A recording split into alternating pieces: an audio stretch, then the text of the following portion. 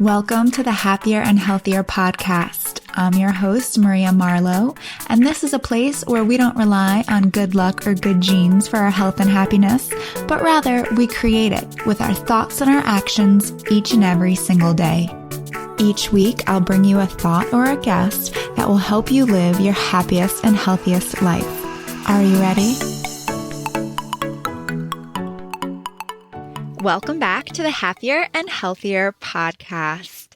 Today's guest is a dear friend. Her name is Adrienne Nolan-Smith, and she is the founder for Wellbe.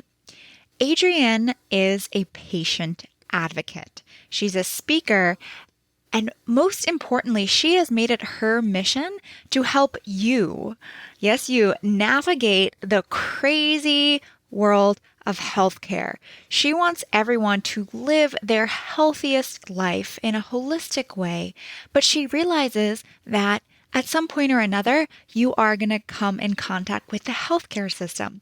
And as I'm sure you have seen, there are some issues, right? There are tons of issues. Insurance is really expensive. Care is not always the best that it can be.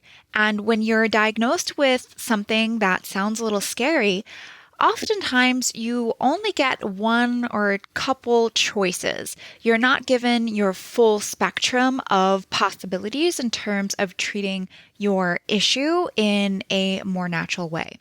So as a patient advocate, Adrienne is here today to help us navigate through the healthcare system and even navigate through scary diagnosis. And she's going to be sharing some tips on how we can approach our health as if we are the CEO of our body. We're also going to touch on mental health, as that is a topic near and dear to her heart, and it also happens to be Mental Health Awareness Month. Before we get started, I want to take a moment to share with you about a couple brands that I love and help make this podcast possible. If you're looking to improve your health, and especially if you want to improve your digestion, you have to check out the probiotic brand Hyperbiotics. It's the most effective probiotic that I've found on the market, and it's the brand that I personally use and recommend to all of my clients. It's so effective because it's made with 15 different strains of probiotics that have been scientifically shown to benefit digestive and overall health, including weight management, reproductive health, and mood. They're also clinically shown to be 15 times more effective than the common probiotic capsules that you'll find at the health food store. Hyperbiotics has helped many of my clients and myself get rid of bloating, increase regularity, and maintain a flat stomach and healthy digestion. For being so high quality, you expect them to be super expensive, but they're extremely affordable at just $25 for a 1-month supply. Plus, you get an additional 20% off with the code HYPERMARIA. Head to hyperbiotics.com, that's HYPERBIOTICS.com, and use the code HYPERMARIA for 20% off. If you're looking for all-natural skincare products without harsh chemicals, useless fillers, or other nasty things you don't want in your bloodstream, check out Primally Pure. It's a California-based skincare line that started from a farm, so you can bet that all the ingredients are all natural yet extremely effective. I love their beauty cream, fancy face serum, and deodorant. Head to primallypure.com and use code MARIA10 for 10% off your order. Thanks for being here, Adrienne. Maria, thank you so much for having me. So let's start with, how did Wellbe come to be? What inspired you to start this? Well, so we have like 3 hours, right? No. So it's been I'd say over 20-year journey to found Wellbe. And I speak about the foundation of it, or the forming of it, in like 3 chapters. But the first of which was getting chronic Lyme disease when I was 11 years old. And when I say I got it, I mean, I was diagnosed when I was 11 years old. And from there were a number of other things, including getting amenorrhea when I was in college, which is the fancy term for losing your period, and having to then kind of become my own advocate and figure out what was wrong with me and get to the right people who were interested in figuring out what was wrong with me, which weren't very many doctors, as it turns out. And then the most impactful thing that led to founding Wealthy and going on this crazy journey was losing my mom in December 2010. And tomorrow actually would be her 70th birthday. So between Mother's Day and that, it's a interesting week, I should say. I'm just doing a lot of thinking about her.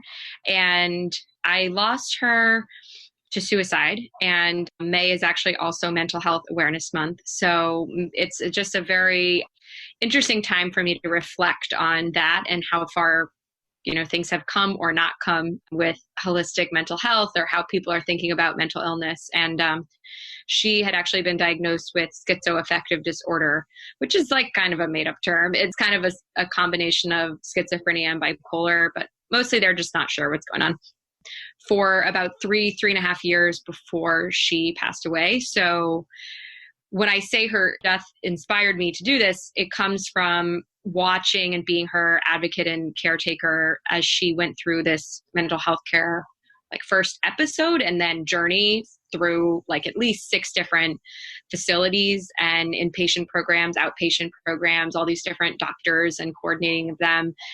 And then just knowing what I know now, that there's, a lot of underlying causes to mental illness, none of which were really addressed or even considered, nor were any other sort of more natural or experimental treatments other than psychiatric drugs. So that was definitely the thing that changed the entire course of my career. And I switched into health and wellness during business school, which was right after her death. And that was 7 years ago. And I mean, all of those experiences kind of showed me the power of natural medicine. It showed me the power of how your everyday choices really are your healthcare. And then it also showed me exactly how the conventional healthcare system is broken and how if you are going to be in it in any way, which, all of us have some sort of interaction with it, whether it's just an annual physical or more, you really have to know what you're doing so that you don't get into a bad situation where there's just over-treatment, wrong treatments, misdiagnosis, etc. Yeah. So let's talk a little bit about that, because I think it's pretty well known that the healthcare system is broken. And it is true. We're all have to go to the doctor at some point, or a family member is going to, be diagnosed with something. So how do we advocate for ourselves and make sure that we're making the best decisions when it comes to our healthcare?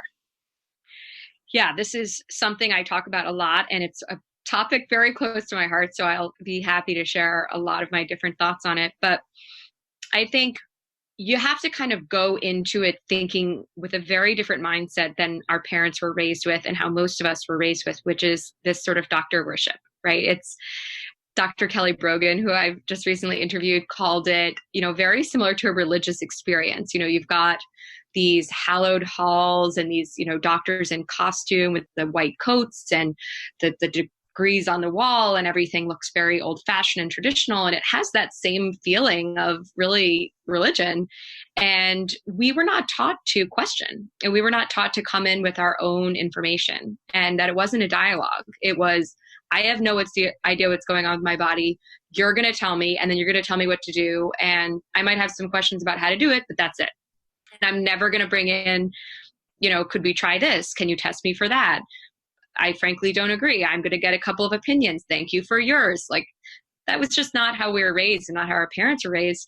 And so once we've sort of seen the issues that have come, as you just mentioned, sort of, let's call it healthcare is broken as an umbrella term, we've started to realize that you have to think of it more as you're the CEO or the boss, right, of your body, of your health. And all of these people that you grant power to interact with your body are just that. They are employees, they are contractors, they are partners, but they are not the boss, and you are. And so when you think about that, you've got to think about, okay, what does being a good boss entail? It's being organized. You've got to have all of your information in your control. You've got any blood work, any paperwork, you can't have it floating out in a variety of different specialist offices. You need to have all of that information yourself. So you're getting email copies of everything. You're getting paper copies of everything. You're understanding what's actually written on there. So if you don't understand it, like going back to the boss analogy, if you don't understand the inner workings of your own business, people can take advantage of you, right? Whether you're hiring somebody to, do the audio on your podcast and you don't understand that, some simple fix might take a few minutes and they're billing you for a couple hours, you're able to show like, that's not how it works. So same thing. If you don't understand kind of the basics of what's going on with you and how to read your own blood work and demand that it's explained to you, a lot of things can kind of spiral from there as far as like treatments that are being done and things that are being suggested. And I'll never forget, I had this experience where I had back pain for a long time. I have a scoliosis, and I went to an orthopedist to get an x-ray because it'd been about 10 years since it had been x-rayed before. And this was actually right when I left my job in conventional healthcare. So one thing I forgot to mention is after business school, I ended up working with hospitals for 3 years on chronic disease management programs, which was really, really fascinating because I kind of knew what was wrong. And I knew that I wanted to be part of the kind of integrative medicine and wellness solution. And then I had to watch as they kind of just handed out meds and, to all these people coming in with lifestyle-based conditions. And I'm like, beating my head against a wall. Like, can nobody ask this heart failure patient who's been in here 4 times in 4 months, like what they're eating? Like nobody, and so I digress. But after my healthcare experience, or when I decided to quit my job and found WellBe, I decided, how you do between jobs. Okay, so I'm going to go get a couple like doctor's appointments, get a pedicure, whatever. So I go to get this x-ray and this guy tells me, your curve isn't that bad. It's only 15 degrees. And that's not that bad. And I know people with worse curves that don't have a lot of pain. So the fact that you have a lot of pain is really interesting. I think it might be something else. I said, great. That's great to hear. Let's troubleshoot it. Let's figure out which part of the body is causing the most problems. So he's kind of focused on the hips. And I'm like, yes, this makes sense to me. Like I have these SI joint issues and, all this stuff. And then he says the solution is that he can burn the nerve endings off the bottom of my spine. Oh, God. And that was like, so that I just wouldn't feel the pain. And I looked at it, I thought he was joking. And I'm like, with all due respect, like that's actually not a solution. Like that doesn't help me troubleshoot what the issues are and how to work on them. That just like literally cuts off you from feeling it. And that's going to get worse. Whatever is causing me pain, like symptoms, pain, this is a way for your body to tell you what's going on. We should welcome symptoms because it's like a cry for help and you can do something before it becomes, a chronic illness or a injury. So I kind of laughed and then I said, all right, well, yeah. So say I do that, and that doesn't work. What then? And he said, well, okay, then we would do this procedure called whatever the heck it's called. And we're going to bolt your pelvis together with these screws. And, oh, wait, have you had children? And I said, no. And he said, well, you'd have to have all C-sections, but that's okay. And and I'm like, we're going to bolt my pelvis together for some mild back pain. Are you like out of your mind? Like, you're not even sure that it's my hips. You see my hips, so I remember kind of being shocked, but also realizing that these situations happen in the healthcare system all the time. And people just kind of like, when he first said the name of this procedure, he did not explain fully what it was. I pried and pried and pried until he finally said, well, we bolt your pelvis together and this and that with these screws. And I realized at that time, like a lot of people get thrown into this system and say it wasn't the hip, say they do this nerve ending thing and then it doesn't work. And then they bolt their pelvis together and then they have to have a C-section for their child. And then that baby now has impaired immune system and microbiome because of the C-section.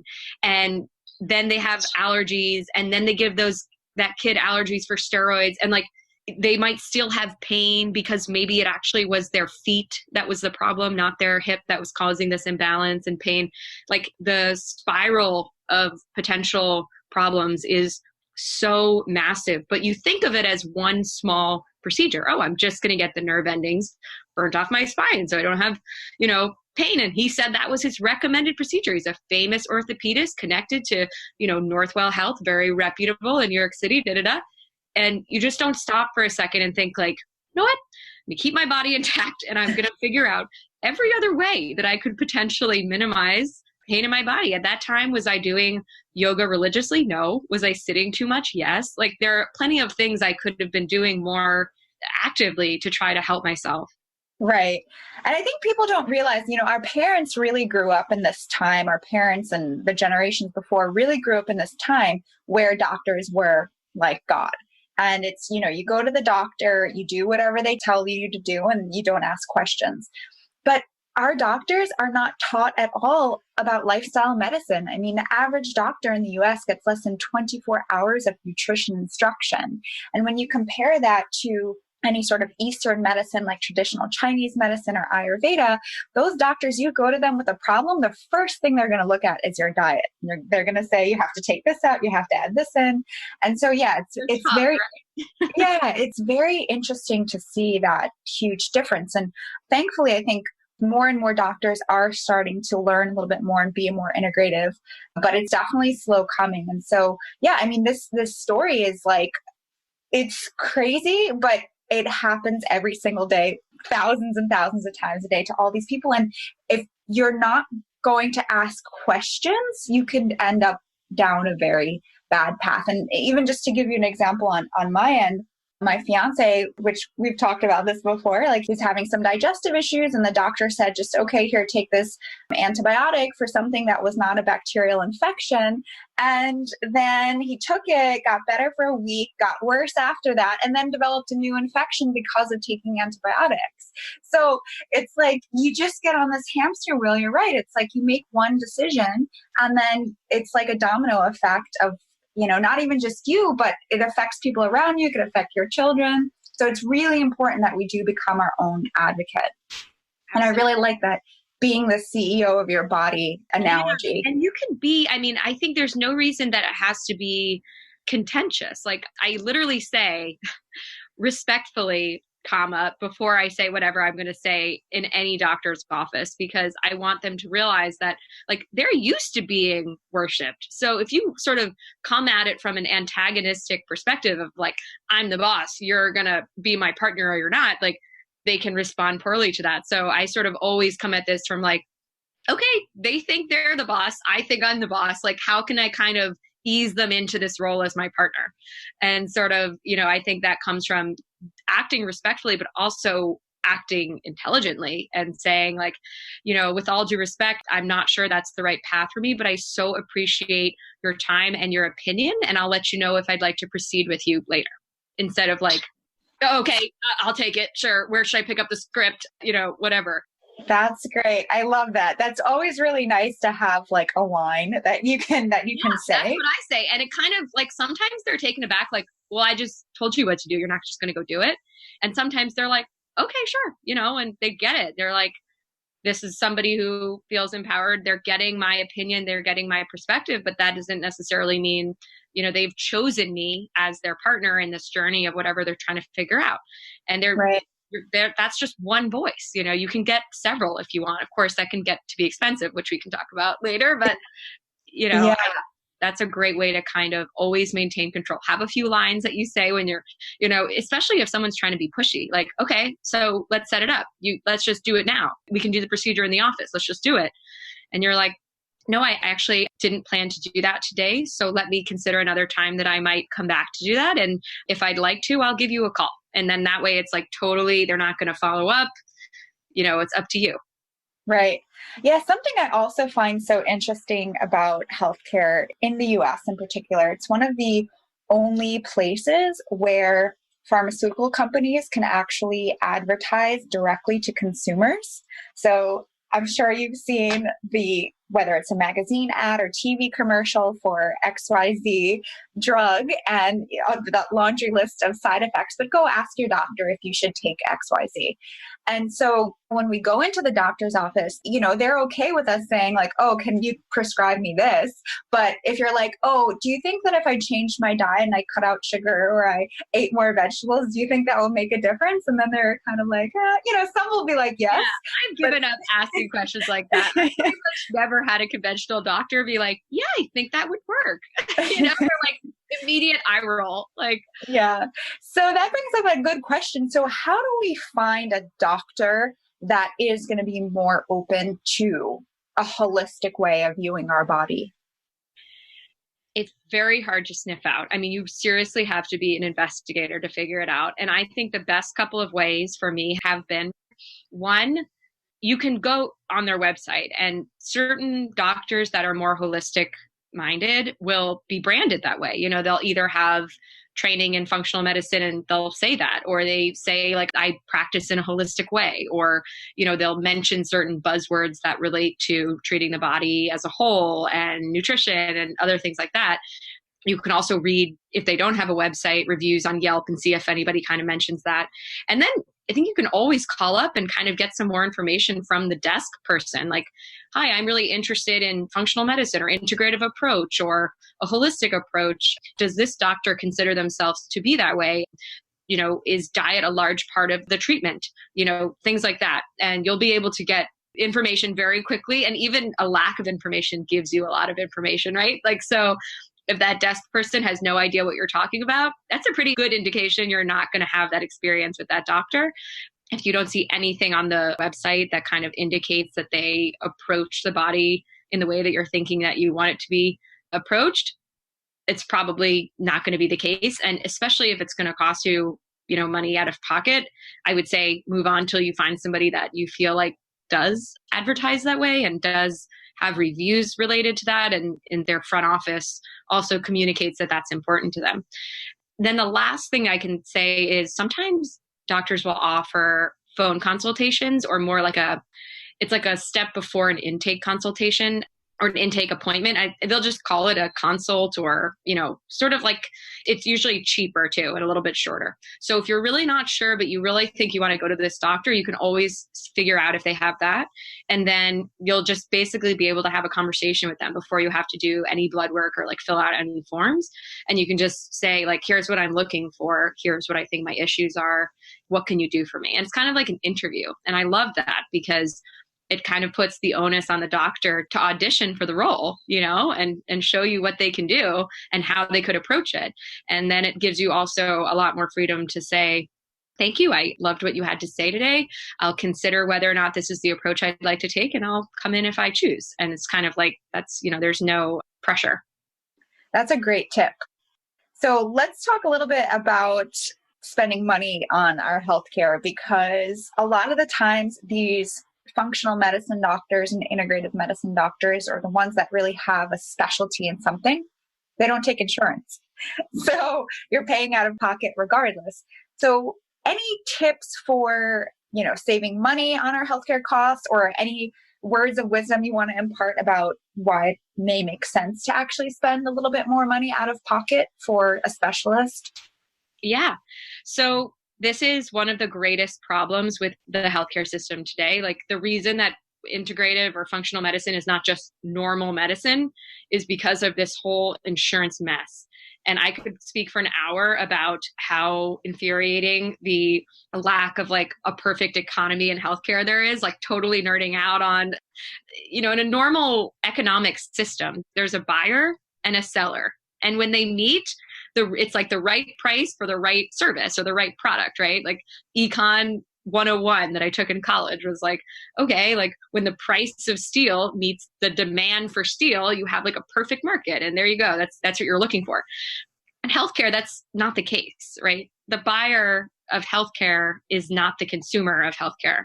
And the seller of healthcare doesn't have to tell the consumer anything about the prices until after the fact. So what you have is a complete mess, because the person is not empowered with their dollar to say, this is a great doctor, I'm going to keep giving you my money, and that one wasn't. Or that procedure is too expensive, but I do want it or need it, so I'm going to shop around and see where else I can get it for cheaper. Or they would lower their price because no one's buying it.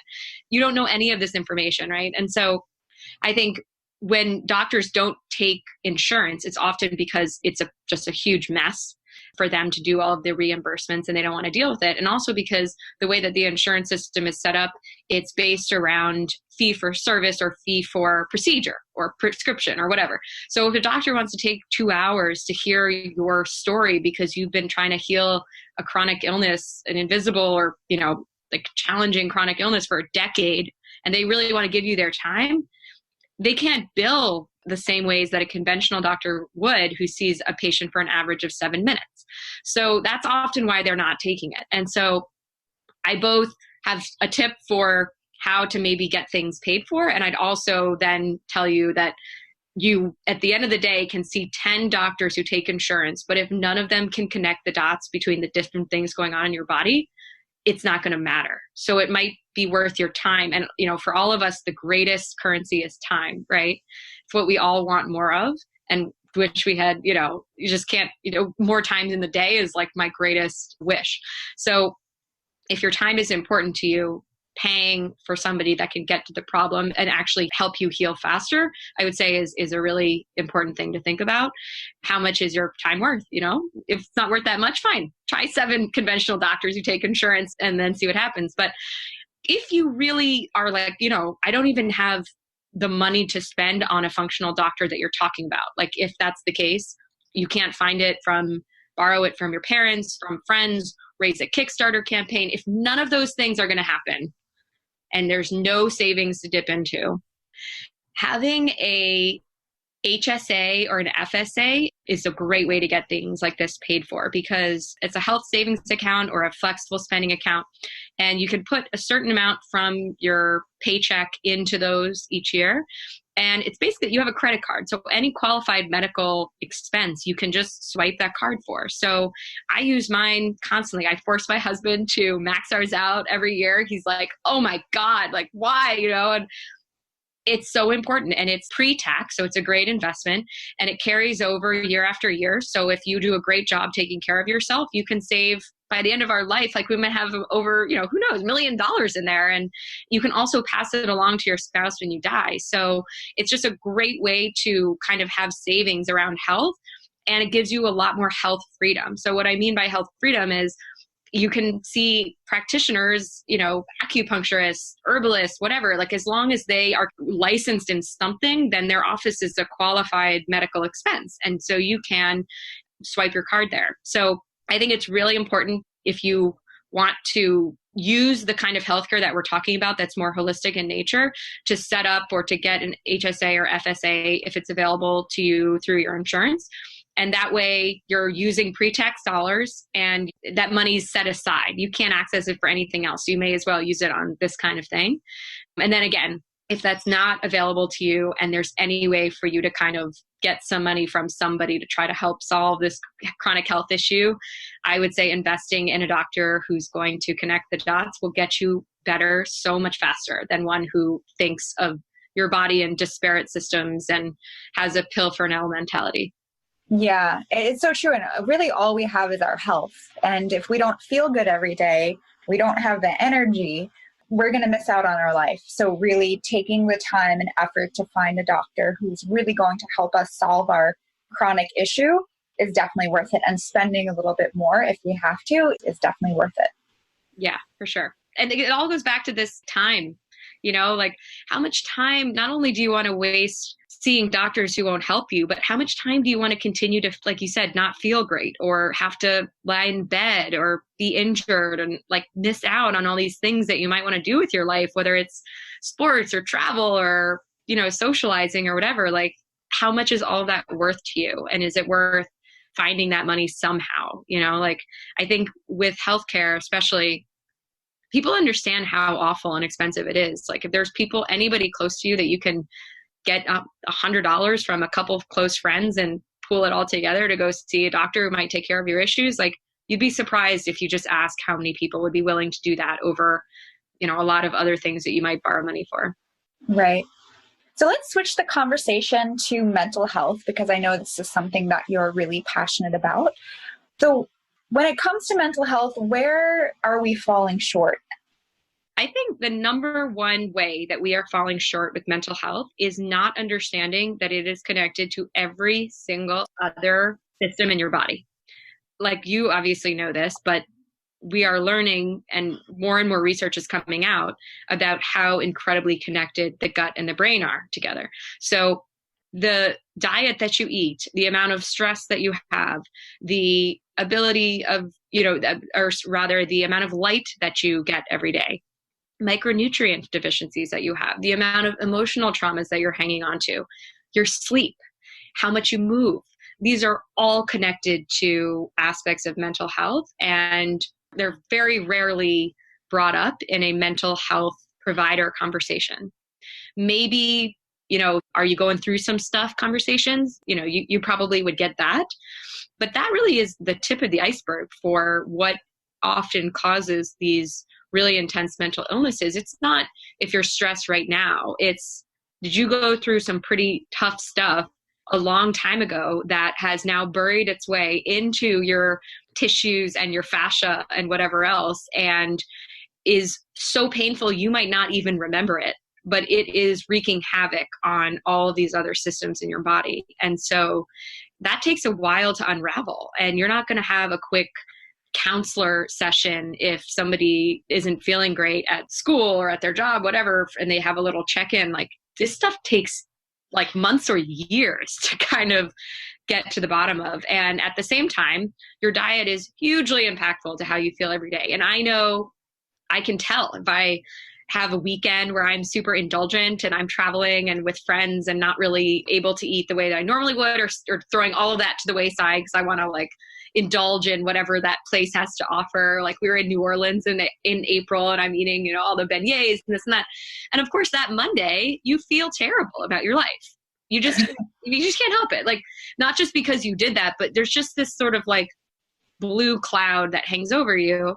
And had I not really understood the connection, like, I might actually think either I'm depressed or I don't like my life or I'm not happy, but I'm also fully aware that, okay, I got to eat like a lot of detoxifying foods today. I got to drink extra water. I got to drink, anti-inflammatory teas, take all my supplements, like take more than I normally would.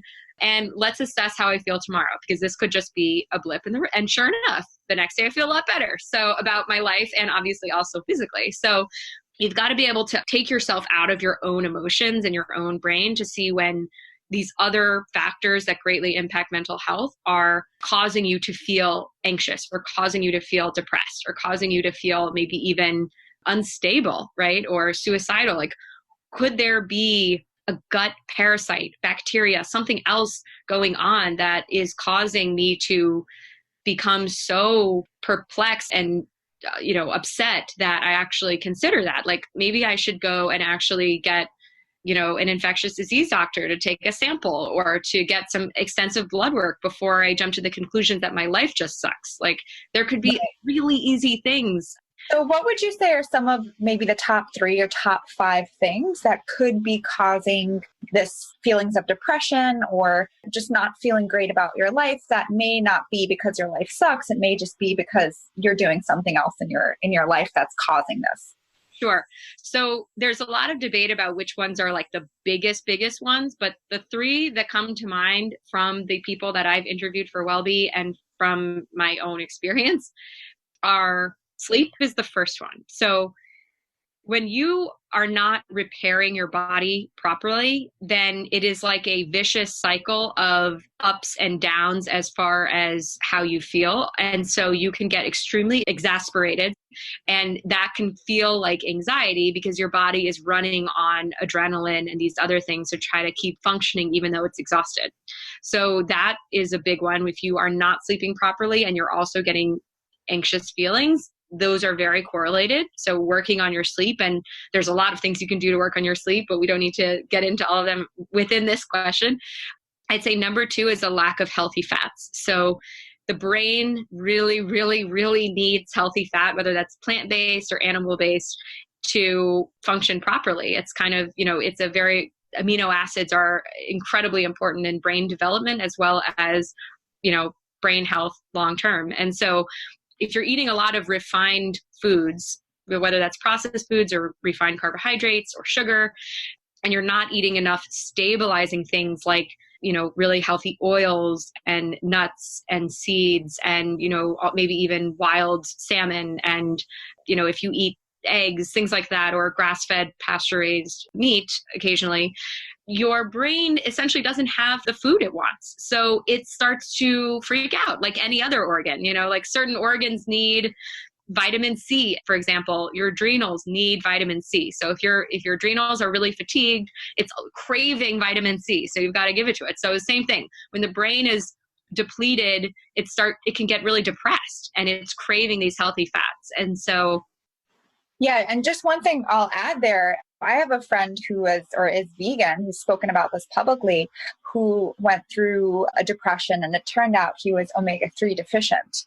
And because in the vegan diet, there's really not a lot of sources of omega-3, and the kinds that, the omega-3 that is in the plant-based diet is not the same as the omega-3 that you'll get from animal-based foods. Yeah. So it's incredible how these nutrient deficiencies can trigger real issues. Right. Yes. And we would think in this day and age, like even if you're eating a healthy diet, right? So many of us think we're eating like the healthiest diet, but if we're cutting out whole food groups and things like that, it is easy to develop deficiency in something. So it is really important to get your physical annually, get all your blood work done, know what your nutrient levels are, and just kind of stay on top of all of that.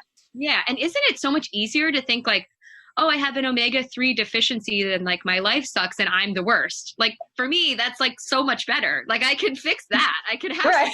I can have some wild salmon. I can have some almond butter. Like I don't have to change everything and just hate myself. Like that's terrible. So yeah, I think that like getting that blood work and being really aware that when you do have a negative mental emotion, to be able to like put it in a chair next to you for a second and think about, what have I been doing? Was I not moving this week? Like, is my gut functioning normally? Like, do I have things that would make me feel like something's not right? Like, obvious ones, gas, constipation, diarrhea, any of bloating, whatever. Am I also triggered by something that I'm not even realizing is still impacting me? Like you just went home to see your family for a holiday and the next week you're just like all out of sorts, and maybe something about your past is triggered and you didn't even realize that it was impacting you, but your physical body knows it's impacting you and it is now freaking out because it is like being riled up, these emotions that were buried because they were bad or they were painful. So that's something else to consider. Like, do I need to maybe like talk to my mother about that? Like what, like something is up, or my brother, clearly I have issues I need to like work through. I could maybe get a friend to think through like, what could it be? Why do they trigger me? So all of these things are important. But to go back to your original question, your diet, sleep, and then I think the third biggest one right now that I've seen from the latest research, but research is always changing, as you know, is social isolation. So like the Surgeon General in 2017 declared it a public health crisis. And like the UK actually has a minister of loneliness now because it is such a problem in the UK.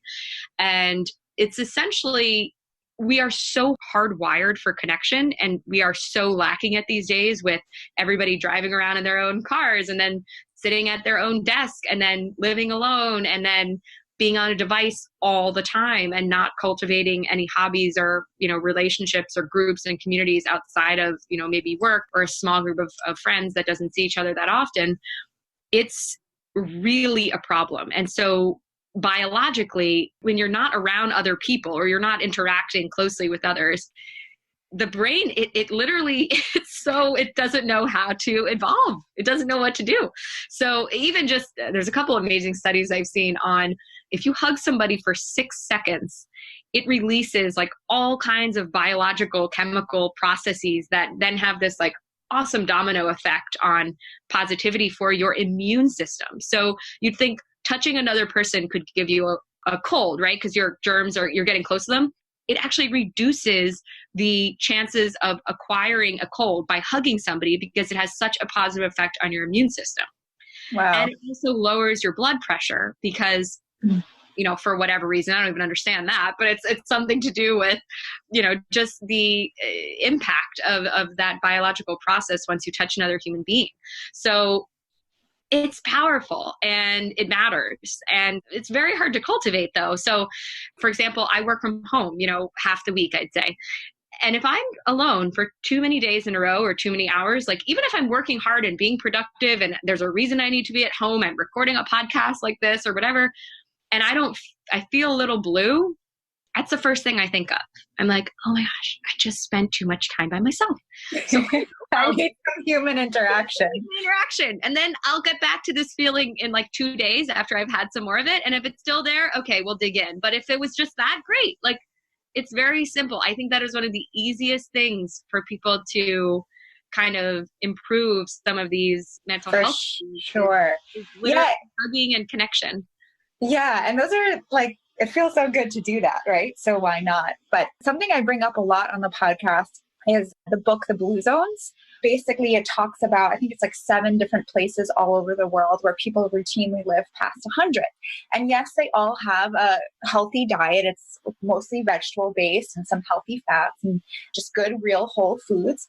But one of the overarching factors that also connects all of these places is that they have very strong relationships. They're close to their family, they're close to their friends, they eat, with them, they eat meals together, and they make time for those relationships. And even like when I've traveled a lot in Europe and spent a lot of time there, and like people have just these really, really close relationships, where in the US it is more solitary. Like, yes, people go out and meet for dinner and stuff, but I do feel like, especially in these big cities like New York and LA, like you can get really caught up in doing your own thing, going to work, coming home, or if you're working from home. I know that like drives me crazy too. So I recently started working out of a co-working space. Like, we need these human interactions. Yeah. And you're absolutely right. Like, we are like 100 years into the technological like revolution, right? And the internet is like 50 years old, not even, right? We are like up against thousands of years of like evolutionary behavior and understanding. And so when you all of a sudden are like, nope, we're not going to talk to anybody today. We're just going to like stare at this screen. And also like a lot of that means not moving, right? So it's a combination of also like not moving at all, which makes your body very confused and like down. And then also this not interacting with anybody. Like that we're going to turn everything that we've ever understood about human behavior, which is all like we come from another, we all have families, we come, 2 parents, friends, villagers, everybody around taking care of one another and interacting with one another, to like nothing. It's so confusing. Your body has no idea how to deal with it. So it's like things must be bad. Like I'm a social pariah. No one will come around me. Well, and I think we sometimes tell ourselves like, oh, like I'm a solitary person. Like I like to be alone, like, or, and some people enjoy like an introvert versus extrovert. Oh, I'm introverted. So like I enjoy my alone time, but it's like, I mean, yes, you can enjoy your alone time, of course, and you should enjoy your alone time, but we do need social interaction. So don't trick yourself or fool yourself into thinking you can go, days or weeks, months without contacting other humans. We really need to bring back that social circle that we've had for thousands and thousands of years. And like, it doesn't have to, there's no one way to do it. It could be, if you're not into actually like socializing all the time, which I know can be exhausting for people, like it can just be a shared yoga class. It can be, start playing like pick up basketball, whatever it is. Like it doesn't always have to be something that's just like talking to others. Just the physical nature of being around others, like you're talking about in the co-working space, can be better than just being alone. And yeah, I hear that a lot now with the self-care focus and like needing to just stay in and be alone and all of that. And I get that. I mean, especially if you have a fiance, I have a husband, like if I have not really been alone at all for a couple of weeks and I get like a night to myself or a day to myself, it's like, yes, I'm going to like do all these things I want to do. This is great. I don't want to talk to anybody. But I mean, that's kind of a once in a blue moon thing, not like we should be doing that all the time. And I think a lot of people do convince themselves that they don't. Well, yeah. I mean, I feel like I convinced myself of that because when I was living in New York, I was living by myself and I was working from home most of the time. And I would go out, like I'd have meetings and stuff. So I'd have like social interaction. So it wasn't like bad. But I think I had convinced myself that like, oh, I really enjoyed being alone. But then now that I'm living with my fiance and he's very social and his whole family's very social. So I'm like in a social situation like 10 times a day.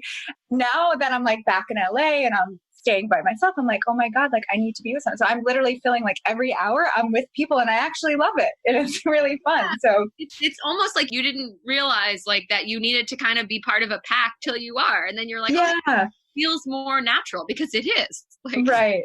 Yeah. And so you brought up movement. So I just want to talk about that for a second. And I think movement is so important. And again, we're sitting majority of the day, most of us. One thing that I found really interesting, I love Tony Robbins and I've been to his seminars a few times. And the first time I went, I thought he was just going to be speaking for, 12 hours a day. But for 12 hours a day, you're jumping up and down, you're dancing, you're moving around. And his whole thing is that your physicality or your physiology can basically change your mood. So I'd love for you to speak a little bit about the importance of movement.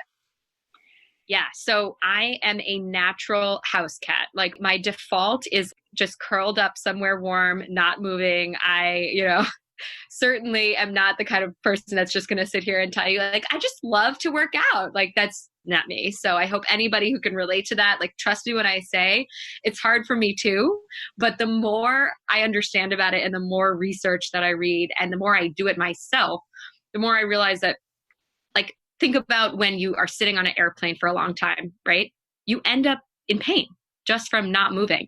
Do you ever end up in pain from moving too much, like walking? No, you'd have to walk like 20 miles in, terrible shoes or something to actually be in physical pain. Maybe your feet could hurt a little bit, but your body is actually meant to be in motion more than it is not meant to be in motion. So when you're sitting, especially, everything gets so compressed as far as your muscles and your bones and your ligaments and your joints that the oxygen that happens when you're moving between all of those things, that is also circulating to your brain. And it's like a self-fulfilling, beautiful prophecy. So for example, in yoga, right? So I go to yoga sometimes. Have you ever noticed that you start yawning constantly when you start stretching your hamstrings, like in the first couple of minutes? It's because you're oxygenating them. And that's like coming up into your lungs and into your brain, and everything's starting to get this oxygen in it, which is oxygen is life, right? That's what we need to live. And the same is true for when it gets into these deeper spots in your body. So movement, if you think about it, it starts the same way that hugging somebody starts a biological process that's positive and like a domino effect. The same is true for movement. So I've had to keep, I remind myself of that when I don't want to exercise at all. It's, the middle of January in New York. It's freezing. All I want to do is just sit. And I remind myself that, like, if you don't start that biological process, you can't get any of the benefits that come from it. And you can get a lot of the negatives of not doing it, which is, like I said, a lot of mental illness, a lot of pain, right? And so there's an amazing book. There's also a documentary called All the Rage. Have you heard of it? Mm-hmm. And it's about this NYU orthopedist who is named Dr. Sarno. He recently passed away, but he wrote this book called Healing Back Pain. And it's basically his entire hypothesis, and what he does for all of his patients is that it's all about the mind-body connection, and that the pain is really just emotional trauma that's existing in your physicality, in your body. And it's amazing. Like, they interviewed Howard Stern, Larry David, like in the thing, because they had been healed by this doctor. And at the end of the day, one of his principles is keep moving. I don't care how much it hurts. I don't care if you have, a torn ligament. Like, I'm not saying go run a marathon or, whatever it is, but keep moving, because when you stop moving is when mental health derails dramatically. And so I just always think about that when I think about whether or not I should get up and move. And again, I'm not the one to go run 5 miles, but walk. But you don't even, walking is totally good. Or even just one thing that I said I was going to implement after Tony Robbins, which I don't do consistently, but it's just simply turning on your favorite song and just dancing for 5 minutes, which it seems so silly. But when you're dancing to your favorite song and it's like screaming it at the top of your lungs, like you can't help but be happy and be in a better mood. Definitely. Yes. So, I tend to turn on music that I feel like dancing to and singing along, like when I start cooking every night for dinner, because it just changes everything. It's like my body, like, oh, the workday's over. Like, we're going to enjoy like making and then eating this delicious meal, like with, my husband, which is like, we're going to connect. It just like, it's so powerful how the music starts to change everything about how I'm feeling, and it makes you want to move, and it just, everything becomes more positive. So I think that's a great one. I also will just get up and do a downward dog, like randomly, and just kind of run through a few like sort of asanas, salutations or whatever they're called. Also, this is a funny one because I lived in China off and on for 2 years. So I used to see them doing it all the time, but like kind of like a squat on the ground, like and taking your elbows and kind of pushing your knees open as like a hip opener, because sitting really impacts your hips more than anything else. And your hips are kind of like the core of your whole body, right? It connects the top and the bottom. So if you can get your hips oxygenated and open, it sends oxygen and positivity through everywhere. So that's another great one. And it's just kind of funny. You literally just, it's not hard. You like squat on the floor for 30 seconds, then stand up again. So that's a good one. There's just lots of great ways. So many ways to move. And I also wanted to ask you, you mentioned fascia a few times, and that how when we have stress or emotional traumas and things, it gets stored in our fascia. So could you talk a little bit about that? And then how do we get it out of there? Sure. So fascia is around your muscles. It's kind of like a layer between muscles and bone. And it's like the connective tissue. And so basically, if you have, this is something that I've read a lot about, but I couldn't say that I've seen actual research on it. So don't, quote me on it. But when you have emotional trauma, they say, and this is what Dr. Sarno's book says as well, and he's an MD, so I trust that there was some research done to inform his hypothesis, but it's stored in this fascia, and it's very hard to get to. And so I actually see a myofascial masseuse because it's really, really, really helped my back pain. And I'm sure that has a lot to do with kind of getting out stuff that I, have dealt with in the past and maybe haven't really fully released. And fascia, it can be kind of painful, right? Because it just feels like sore muscles, but you basically try to get that open as much as you can. And sometimes just the opening of the fascia helps whatever you're dealing with kind of let go as well. So it's kind of like a chicken and the egg. Like you've got these emotional issues, and releasing them helps to release that tension from your fascia, which then can alleviate pain. So that's the connection between pain and emotions and stress. At the same time, if you have really, really tight tension-filled fascia, and you can get a body worker or myofascial masseuse, for example, or even a foam roller, right, that helps to massage fascia to help kind of keep at it, to kind of open it up and release it. Maybe that makes your stress able to, dissipate a little bit faster, or maybe that makes that emotion that you didn't realize was affecting you so much kind of come to the surface more, and maybe you can release it easier. So it kind of goes both ways, which is really interesting. And, for years, doctors thought, oh, stress can impact pain. Like if you're stressed, it can create pain. But they've never really thought, like, if you have structural issues and pain, can that kind of keep repressed emotions and stress in your body in a more tight grip than it would otherwise? So there's like an interesting connection there. It's so fascinating. And I just had Emily on from Ziva Meditation, Emily Fletcher, and she was talking about how meditation, when you're really meditating on a regular basis, your body starts dealing and processing some of this stress, this deep-rooted stress that you don't even realize that you have, and it helps to release it. And it releases it in a different way than, say, exercise would. Because exercise, it helps reduce stress for a lot of people, but meditation is actually even more powerful for helping people reduce stress. So it's so interesting how all of these things are so interconnected, and even though they're invisible, right, or it kind of seems strange that they'd be connected, it actually makes sense, and is why we really need to treat the body very holistically and not just focus on our supplements or focus on exercise. We need, like, stress reduction as one of the most important things that we can do for our health. Yeah. I think one kind of overarching tip that I have with regard to cultivating mental wellness or positive mental health is the ability to kind of check in with yourself in a very honest way, in a routine way, to see how you're doing, what you're thinking, how you're feeling. And like I said, if you've just, had a bender of a weekend, or you haven't moved in a while, like, you might not feel your best. But that's why I said regularly, because over time you can start to see patterns. And being in full sort of acceptance of who you are and kind of where you are, and if things don't feel quite right, doing something about it. Because I think a lot of people go through modern life with our devices, and, they're right to their phone when they wake up. I mean, I'm guilty of this sometimes too, for sure.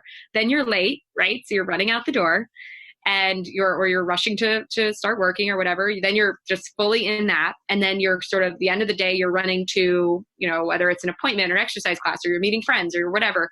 And then you're sort of like rushing to get dinner on the table. And then you're, cleaning up, and then you're there you go, brushing your teeth. And then you have the phone in bed, and then you're asleep again, and then rinse and repeat.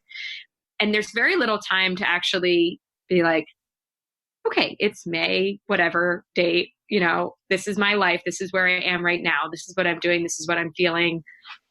Like, how does that all sound? Is that like, there's no time for self-reflection? No time. And right. That is like the greatest, it's like the canary in the coal mine. When you check in with yourself and it's a dark, scary place and tension filled and with fear and with all these other things, like, it's a pretty good indication that mental illness is perhaps in your future, right? Like some sort of a condition. But if you can kind of see that and have that awareness and, like we said, go through a sort of checklist of things it could be, and then hopefully make changes. And if it persists, it's a lot easier to fix a problem before it's a chronic illness. Like when it's still just a little health issue or a set of symptoms, than when you have a full diagnosis and you've got doctors pushing pills and all these other things, or, right. God, you think you might even need those pills, et cetera. So I think that for me is like something that I had to really learn, because it's so much easier to reach for your phone. It's so much easier to reach for a magazine or rush to your next thing or keep working or, whatever it is, watch TV. Yeah. So we have to make time to self-reflect. Yes. Even a few minutes, right before bed, right when you wake up, to kind of like, and I've had friends say to me, like, I don't want to go in there. That's terrifying in there. Like, but you have to. You really have to. Otherwise, you need to do it for longer if you think it's terrifying in there. It's like that quote, like, if you don't have 5 minutes to meditate, then you should meditate for 20 minutes. Like, right. The more you think I can't do that is the more you need it. So this brings us to my favorite and last question that I ask everyone. And maybe it's the same as you just said, or maybe it's something different. But if there's just one tip or piece of advice that you can leave our listeners with to live a happier and healthier life, what would that be? Ooh, well, I think what I just mentioned is kind of part of it. I think that's like easy way to see that things are either going in a great direction or not, and right the ship before it's any kind of a chronic health issue or disease. But I would say being empowered in your own life and in your own health is kind of the only way that you can make the changes that you need to make it happier and healthier, and also to get people around you who are going to be really great partners in that endeavor if things should be going in a direction that you don't like. So if you kind of give away your power to other people and just assume that things are going to be fine, whether it's the food system, the healthcare system, the consumer product system, what you'll find is no one's looking out for you but you. And so you really have to understand everything that you're putting in your mouth and understand everything that you're putting on your body, and every single provider that you might see and tests they might not be doing and should be, or procedures you might not need that they're pushing, or, like your fiance, an antibiotic that might lead to other things that they maybe shouldn't be taking or don't need. All of that comes back to this idea of being like, you're ready to take control. And I think part of that is that self-reflection. So when you're standing up for yourself and doing what your body needs you to do, and it's because you've had some time to check in with it and see not only physically what it might need, but also mentally, emotionally, and spiritually. Like, how am I doing? Like, do I need to go for a walk right now? Do I need to eat more healthy fats? Do I need to hang out with some people who love me, or whatever it might be? And not kind of going blindly through any process. I think when you get on autopilot, I always go back to the healthcare system, because that's my greatest mission as far as what I'm trying to change with Wellbe, but also because it's been some of my largest regrets with what happened with my mom all relate to not taking enough control and not having enough confidence in my own abilities to research and stand up for her and other things like that to save her life. So if you think about it like that things can go, or, in a bad direction. And the best way for you to keep them happy and healthy is to really stay empowered and stay confident in your own ability to change your life, in whatever way it needs to be changed if it's not going well. And also to accept when it's going well. We don't always need to be doing more. Like, if you're feeling great and you're happy and you're healthy, like, honor that and be excited about that, because there's so many people in the world that don't feel that way. And it's great to feel. So we need to celebrate that. Yeah, absolutely.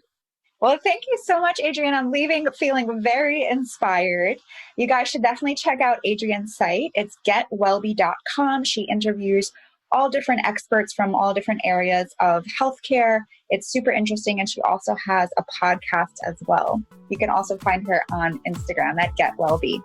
Well, thank you so much, Adrienne. Thank you so much for having me, Maria. This has been great today. I really enjoyed it.